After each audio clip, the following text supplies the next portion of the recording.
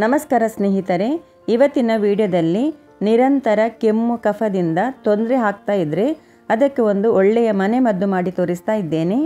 ಈ ಪುಡಿ ಒಂದು ಸಲ ಮಾಡಿಟ್ಟು 3 ದಿನ 3 ಸಲ ತಗೊಂಡ್ರೆ ಎಷ್ಟೇ ಜೋರು ಕೆಮ್ಮು ಕಫ ಅಥವಾ ಹಳೆಯ ಕೆಮ್ಮು ಕಫ ಇದ್ರೂ ಕೂಡ ವಾಸಿಯಾಗುತ್ತೆ. ಇದನ್ನು ಮಕ್ಕಳಿಗೂ ಕೊಡ್ಬೋದು, ಅಂದರೆ ತುಂಬ ಚಿಕ್ಕ ಮಕ್ಕಳಿಗೆ ಅಲ್ಲ, ಸ್ವಲ್ಪ ದೊಡ್ಡದಿರುವ ಮಕ್ಕಳಿಗೆ ಕೂಡ ಕೊಡ್ಬೋದು, ಯಾವುದೇ ತೊಂದರೆ ಇಲ್ಲ. ಈಗ ಮಳೆ ಸೀಸನಲ್ಲಿ ನನಗೆ ತುಂಬ ಕೆಮ್ಮು ಕಫ ಬರ್ತಾ ಇತ್ತು. 10 ದಿನದಿಂದ ಸಿರಪ್ ಟ್ಯಾಬ್ಲೆಟ್ ಎಲ್ಲ ತಗೊಂಡ್ರು ಅದು ವಾಸಿ ಆಗಲಿಲ್ಲ. ರಾತ್ರಿಯಂತೂ ಮಲಗಲಿಕ್ಕೇ ಆಗ್ತಾ ಇರಲಿಲ್ಲ, ತುಂಬ ಕೆಮ್ಮು ಬರ್ತಾ ಇತ್ತು. ಕೆಮ್ಮಿ ಎದೆ ಎಲ್ಲ ನೋವು ಬರ್ತಾ ಇತ್ತು. ನನ್ನ ಫ್ರೆಂಡ್ ಒಬ್ಬರು ನನಗೆ ಕಾಲ್ ಮಾಡುವಾಗ ನಾನು ತುಂಬ ಕೆಮ್ತಾ ಇದ್ದೆ ಮಾತಾಡುವಾಗ.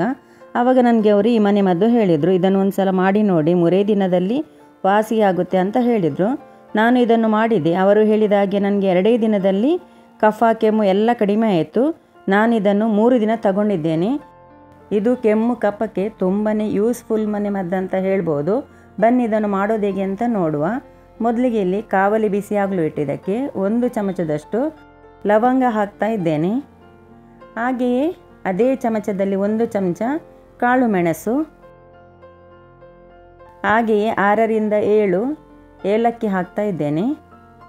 ಈಗ ಇದನ್ನೆಲ್ಲ ಗ್ಯಾಸ್ ಸ್ಲೋ ಇಟ್ಟು ಚೆನ್ನಾಗಿ ಹುರಿದುಕೊಳ್ಬೇಕು. ಇದು ಚೆನ್ನಾಗಿ ರೋಸ್ಟ್ ಆಗಬೇಕು.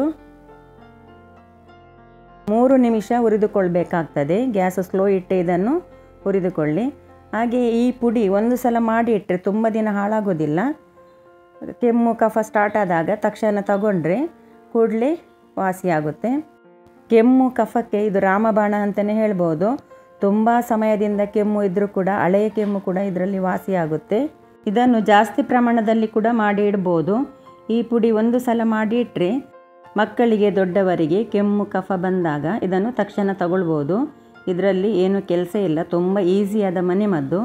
ಈಗ ನೋಡಿ ಇದು ಆಗಿದೆ, 3 ನಿಮಿಷ ಆಗಿದೆ. ಈಗ ಗ್ಯಾಸ್ ಆಫ್ ಮಾಡಿ ತಣ್ಣಗಾದ ನಂತರ ಮಿಕ್ಸಿ ಜಾರಿಗೆ ಹಾಕಿಕೊಂಡು ಇದನ್ನು ಆದಷ್ಟು ನುಣ್ಣಗೆ ಪುಡಿ ಮಾಡಿಕೊಳ್ಬೇಕು. ನೋಡಿ ಈ ರೀತಿ ಪುಡಿ ಮಾಡಿಕೊಂಡಿದ್ದೇನೆ. ಸ್ವಲ್ಪವೂ ತರಿ ಇಲ್ಲದೆ ನುಣ್ಣಗೆ ಇದನ್ನು ಪುಡಿ ಮಾಡಿಕೊಳ್ಬೇಕು.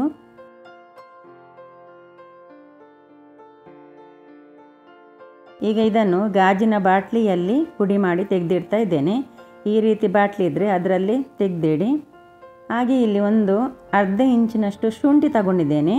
ಶುಂಠಿ ಹಾಕೋದು ಆಪ್ಷನಲ್, ಬೇಕಿದ್ರೆ ಹಾಕ್ಬೋದು. ಶುಂಠಿ ಹಾಕಿದರೆ ಇನ್ನೂ ಬೇಗ ವಾಸಿ ಆಗುತ್ತೆ. ಹಾಗಾಗಿ ನಾನಿಲ್ಲಿ ಒಂದು ಅರ್ಧ ಇಂಚಿನಷ್ಟು ಶುಂಠಿಯನ್ನು ಗುತ್ತಾ ಇದ್ದೇನೆ. ಗುದ್ದಿದ ನಂತರ ಇದರ ರಸವನ್ನು ತೆಗಿಬೇಕು. ಇದು 1 ದಿನ ಮಾಡಿದರೆ ಸಾಕು. ನಂತರ 2 ದಿನ ಬರೀ ಪುಡಿಯನ್ನು ಹೇಗೆ ತಗೊಳ್ಳೋದಂತ ನಾನು ಹೇಳ್ತೇನೆ.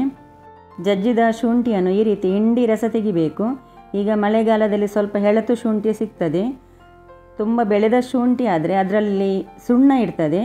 ಅದು ನಾವು ಈ ರೀತಿ ಇಟ್ಟಾಗ ಒಂದು ಸೈಡಿಗೆ ಅದು ಬಂದು ನಿಲ್ತದೆ ಸುಣ್ಣ. ಅದನ್ನು ಹಾಕಬಾರ್ದು, ಮೇಲಿನ ನೀರು ಮಾತ್ರ ಹಾಕಿಕೊಳ್ಬೇಕು.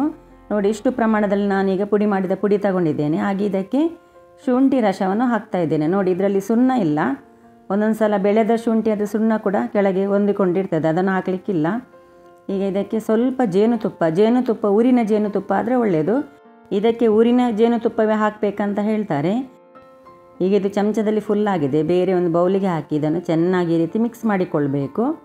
ಮಕ್ಕಳಿಗೆ ಆದರೆ ಇಷ್ಟು ಬೇಡ, ಇದರ ಅರ್ಧ ಕೊಟ್ಟರೆ ಸಾಕು. ದೊಡ್ಡವರಿಗೆ ಆದರೆ ಇಷ್ಟು ಬೇಕು.